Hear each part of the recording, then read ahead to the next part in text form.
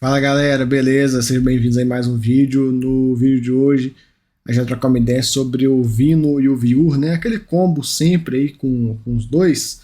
A gente vê como é que tá e tal, dá uma atualizadinha rápida neles. Vamos lá, começar por Vino. Mais de 100 mil cotistas, gente pra caramba. Fundo novo, né? 2019, aí, final de 2019. Patrimonial é 54,80, 55 aí praticamente. Cota mercado tá bem abaixo disso.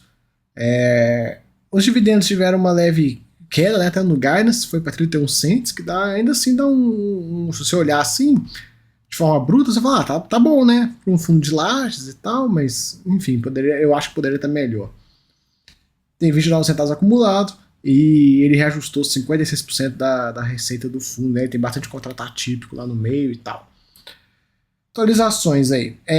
O Vino vem perdendo locatários, né? A gente vê aí uma redução em 5,7% do total da receita do fundo.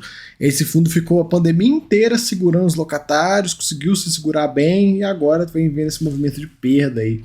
Primeira vez que isso acontece dessa forma, né? Também a gente teve aí a DHL saindo fora, a Abril também saindo fora e tal, e a revisional do CIA também jogou para baixo os valores. Então, assim, o portfólio que se mostrou de certa forma resiliente agora começa a sofrer um pouco, né?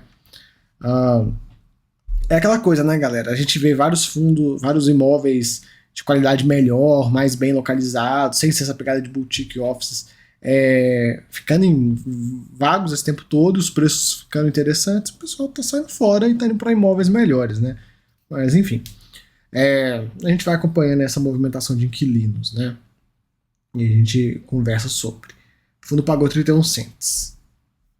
Aqui teve um resultado de 29, usou reservas de 2 centavos para manter. Aqui no guidance a gente vê que bem próximo da banda inferior, né, que até caiu aqui para 30 e 34 até junho de 23 aí esse guidance. Vamos acompanhando para ver como é que esse fundo vai se comportando durante o ano. De rentabilidade, a gente não passa por isso, 125 mil cotistas, liquidez boa, o número de cotistas está estagnada lá, está bem estagnado, pessoal se ligando aí, né?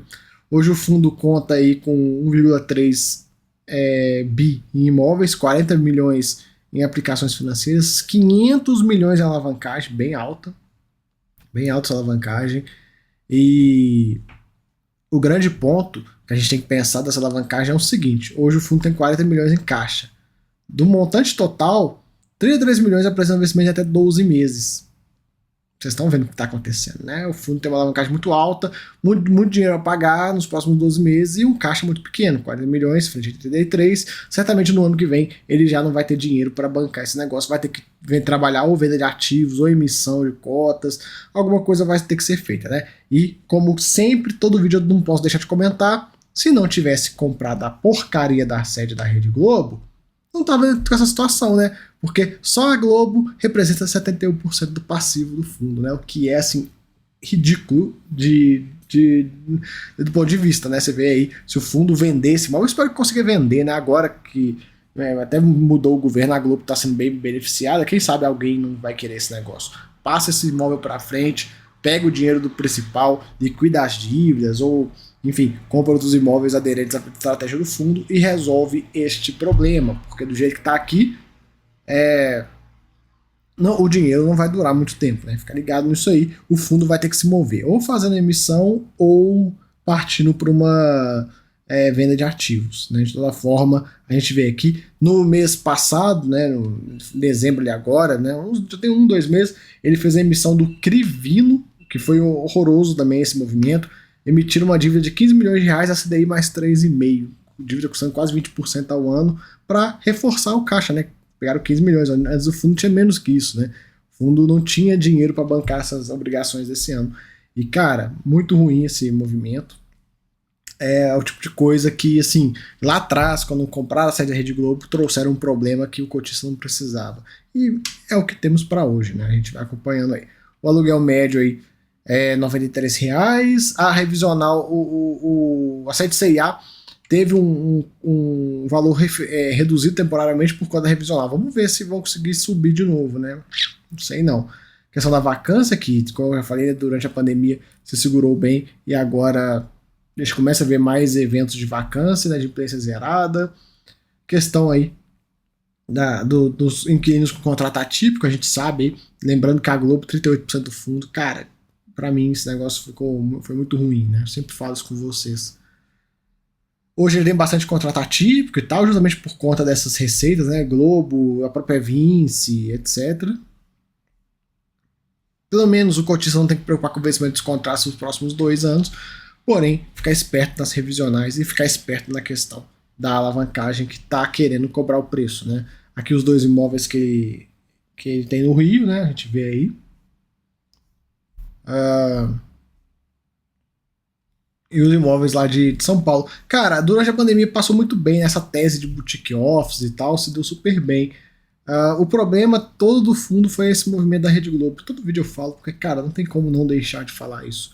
Mas, assim, vamos acompanhar. O grande ponto que o cotista do Vino tem que ficar esperto é justamente a necessidade de caixa, que o fundo hoje tem 40 e vai gastar 33, 34 nos próximos 12 meses. E aí, pro ano que vem, né?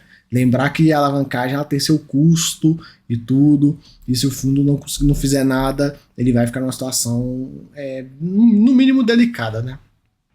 Já viu, rapidão, esse aqui que está bem amassado, tá pagando aí quase, esse valor aqui tá até defasado, já tá quase chegando em 13, 14%, ele tá bem amassado mesmo. Acho que é o grande ponto desse fundo é isso, ele estar tão amassado. Será que compensa o risco do fundo, o risco da gestora nesse preço? Não sei, vocês que vão me falar isso, se acha que 13, 14% tá pago o risco. Mas de toda forma, eu vejo esse fundo um pouco mais até tranquilo que o próprio Vino, né? A gente vai ver aqui, quer ver, ó? Ele só faz um comentário com Americanas, que ele tinha comprado uma loja Americanas um pouco tempo atrás e deu merda, né? Mas, enfim, menos de 1% da receita do fundo.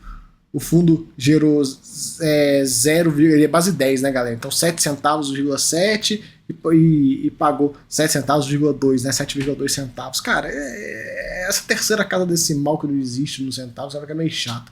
E o Guidance mantém aí o Guidance atual até maio de 23.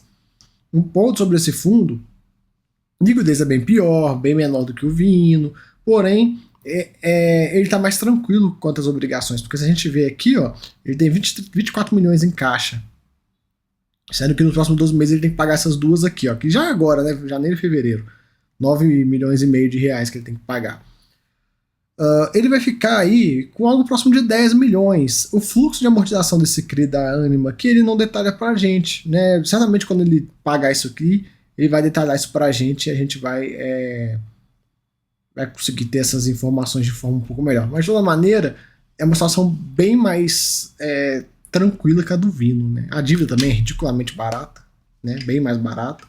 E a gente vai monitorando essa situação. Mas nessa questão de consumo de caixa e tal, esse fundo me parece estar um pouco mais tranquilo que o Vino, né?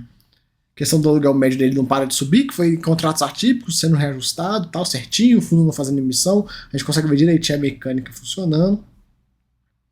Ele é bem concentrado em ânimo, é bem concentrado em educacional, muita gente não gosta de educacional. Outro ponto, né? Será que 13, 14% tá pago o risco do educacional? Tá pago o risco dessa alavancagem? Enfim, a gente tem que acompanhar. Tem também vencimento de contratos agora para o ano de 23 e para o ano de 24, né? Então a gente vai acompanhando isso também. Reajuste dos contratos ali no meio do ano. E aqui os imóveis, né? A gente consegue ver aí os da Anima, a Anguera, a Facamp, etc. O laboratório da DASA, é só esse prédiozinho, né? O prédio todo não, é só esse petitinho aqui embaixo.